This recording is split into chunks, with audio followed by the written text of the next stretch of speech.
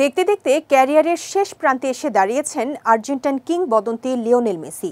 হয়তো এবারের Copa America দিয়েই জাতীয় দলের ইতি টানবেন তিনি। যদিও আগামী বিশ্বকাপেও LM10কে মাঠে দেখতে চায় ভক্তরা, তবে কোনো একদিন তো অবশ্যই মেসিকে অবসর নিতে হবে। কিন্তু অবসরের পর কি করবেন আর্জেন্টাইন তারকা? যদিও এই বিষয়ে খোলাসা করে কখনো কিছুই জানাননি মেসি। হয়তো ফুটবলের সঙ্গেই বাকি জীবনটা কাটিয়ে দিবেন মেসি। পাশাপাশি সিনেমায়ও তাকে দেখা যেতে পারে। অবাক করার মতো হলেও সত্যি তাই হতে যাচ্ছে।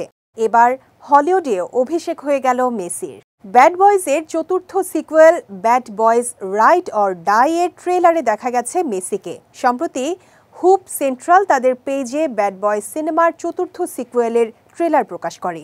সেখানে সিনেমার দুই প্রধান চরিত্র উইল স্মিথ ও মার্টিন লরেন্সের সঙ্গে ইন্টার মায়ামি অধিনায়ককেও দেখা গেছে।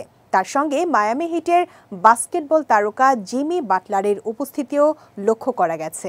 ট্রেলারে দেখা যায় ব্যাড বয় হওয়ার জন্য NBA ছেড়ে দিয়ে ট্রায়াল দিতে আসেন মায়ামি হিটের বাস্কেটবল তারকা জিমি বাটলার।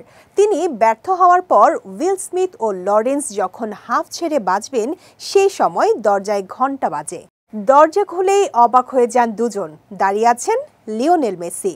মেসিকে এ সময় ইংরেজিতে সংলাপ দিতেও দেখা গেছে, যা দেখে বেশ অবাক হয়েছেন মেসি ভক্তরা। কারণ এর আগে কখনোই মেসিকে ইংরেজিতে কথা বলতে দেখা যায়নি। ওয়ালটন ফ্রিজ কিনে অনেকের মতো আপনিও হয়ে যেতে পারেন মিলেনিয়াল। সেরা পণ্যের সেরা অফার।